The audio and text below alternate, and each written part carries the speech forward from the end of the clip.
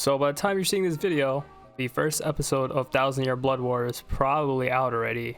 This past month, I've been trying to take on the task of rewatching all of Bleach in preparation for this momentous occasion. 366 episodes is a lot. I guess the one good thing about Bleach having like 30% filler is that I can just skip this on the rewatch. Although I'll say Bleach definitely has some better filler than a lot of anime. I think it was much easier to watch like a shit ton of anime like when I was a kid. It was easy to just binge like 30 episodes all at once. And I think when I first watched Bleach like 10 or so years ago, I finished it in like 2 weeks. And that's like everything from episode 1 to 366 with all the filler. Definitely didn't get any schoolwork done. So now that I've watched it 10 years later as an adult, it's definitely refreshed my mind. I didn't want to go into 1000 Year Blood War not feeling invigorated by all the memories of Ichigo. And I realized on my rewatch there was actually a lot of stuff that I'd forgotten. Obviously I remembered main plot points, but there were so many minute details that made the episodes so important that I had just forgotten. There was also so many new things that I was able to notice, I think just by virtue of 1, a rewatch, and 2, just being older. I definitely encourage people to rewatch a lot of the anime that they probably did as a kid. You probably notice some new things, and I think it'll definitely be a different experience second go around. So with that out of the way, there were a few things I wanted to shed light on with Bleach that I noticed on my second run through. I think some of these things just go super underappreciated. So for one, the comedy slice of life aspect that Bleach has, especially in the beginning, in the first like 30 to 40 episodes of this show, is just unparalleled. The way they're able to balance it with the action shonen elements, it's really hard to switch those two things inside of an anime, and a few anime do it well. Yu Yu Hakusho is an example, but the way they're able to just have comedic moments within like serious segments between fights or in the middle of fights, they're able to set the atmosphere so perfectly and it doesn't detract from what's going on.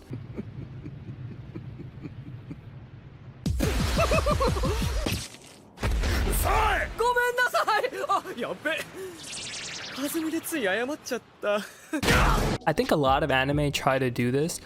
You have stuff like Demon Slayer, you have stuff like Jujutsu Kaisen that do have comedy segments in them, but oftentimes it does feel a little bit forced, whereas in Bleach it's just so natural and you just come to expect it from the characters. The OST and the soundtrack of Bleach is something I didn't realize was as good as it is. Like, honestly, it rivals stuff like Naruto. And I hold Naruto up to like a really high standard when it comes to OST and soundtrack. I think Naruto is one of the best soundtracks of all time, but that's neither here nor there. Bleach's soundtrack is so unique because there's so many different variations of sounds that they use. You'll have the fight music, you'll have obviously the sad music, but it's not just limited to those two things, right? There's so many different instruments used. You have electronic instruments, you have like wind instruments, you have music inspired by different cultures, especially in the Hueco Mundo arc, where we get a complete shift in the soundtrack, and you get more Spanish-inspired theme songs, you know, in correlation with the whole entire arc surrounding, you know, Hueco Mundo and just Espada. Those Espada soundtracks, oh my god. I think most people probably remember the Fullbringer soundtrack for Bleach, which is probably one of the more popular ones, especially with that fire-ass remix that came out. But there's just so many other sounds and OSTs in this show. I haven't even gotten into the openings and endings of the show. But I will say for sure, I think like around 60% into Bleach, the openings and endings were fire. But you know, until like the very end, there was like a gap where the opening and endings were just kind of all right. Now, although I watched Bleach like 10 years ago, Bleach came out a long time before then. When did it come out? Let's see. Bleach first episode 2004. Holy crap, that's actually insane. So it came out 2004. Now, obviously something that came out in 2004 is not gonna look the same after 10 years of animation. Obviously, there was a shift in the animation when they first switched from the 4:3 aspect ratio to the 16:9, and then after that, progressively the animation got better and better until you end up with the beautiful animation we see in the Fullbringer arc. Now just imagine that level of animation in like the Soul Society arc, or the Hueco Mundo arc, or the Aizen versus the Soul Reapers arc. That just, if only. Let's talk about Ichigo real quick. The reason why Ichigo is definitely one of my, and I think a lot of people's favorite main characters of all time, is he's not your average main character, especially that you see these days. I think nowadays you have these main characters that start off very wimpy and scared, but they put in a lot of effort and they're able to overcome a lot of trials and tribulations. Tanjiro and definitely Midoriya Izuku from My Hero Academia, for sure. These two characters started off really wimpy, but they were thrown into situations where they had to adapt. I mean, obviously Tanjiro's situation was a little bit more extreme than Midoriya's, but still, both of them were able to overcome their weakness and become stronger. And I get it, it's commendable. I understand why people like these rags to riches stories. But Ichigo is in a different vein of character. I put him up there with Yusuke, and honestly Itadori from Jujutsu Kaisen is much more similar, as a new age character to Ichigo than, Tanjiro and Midoriya. The reason why these characters are different is because they're just badass. Obviously, that comes with being a little older, 16, 17, 18, but they don't take shit from anyone. They're just not really scared of things. Yeah, they're gonna not be super overpowered from the beginning, but they're willing to just put their body on the line and not cry like someone's favorite hero. One thing about watching anime after a very long time, or just watching any old anime in general, is that they're gonna feel dated to some extent, right? A lot of tropes that we see in anime today that we complain about originated from these older anime, whether it's Bleach, Yu Yu Hakusho, Naruto. They weren't following tropes, they pretty much created them. So you have to accept that when you're rewatching these things, and it wasn't really a big deal for me. I mean, considering also, I didn't say this earlier, but I did watch pretty much every episode on a faster speed. That was also another reason why I was able to finish this within a month. Whether it was 1.25 or 1.5 in certain instances, I was breezing through these things, man. Because you gotta understand, the difference between older anime and anime now is there is a lot of downtime inside of episodes where characters will just be looking at each other. The panels will be shifting slowly to someone's face, and the fight scenes might have less frames and just might be slower overall than stuff you see today. I think that's just a product of people's attention spans being much lower than they were before, and our constant need to have action in our anime and see things quickly. We are probably kind of spoiled by stuff like Demon Slayer and other anime that just give us these incredible fight scenes with thousands upon tens of, maybe even hundreds of thousands of frames. That's definitely something to consider, but overall it did help me finish this anime much faster. Bleach has so many characters, man. And when I think about it, the only other anime that probably has more characters off the top of my head is probably like Naruto or like One Piece, right? But there's so many characters in Bleach that you can attach yourselves to, and it's not like these characters are just there just to be there. Obviously they're not going to have as much characterization as the main character, but they do have their own trials that they have to overcome, and they're very central to the plot. It's not just Ichigo comes to save the day, although he does come to save the day most of the time, but the captains, the lieutenants, other characters, they do put in work and they do take down other enemies that if they weren't there, Ichigo can't take every single group of enemies on his own. A lot of people debate what is the best arc of Bleach. And this is something I've been thinking about ever since I finished rewatching it. Most people will probably say a Soul Society arc. There's some people that even say Bleach should have just ended right after the Soul Society arc.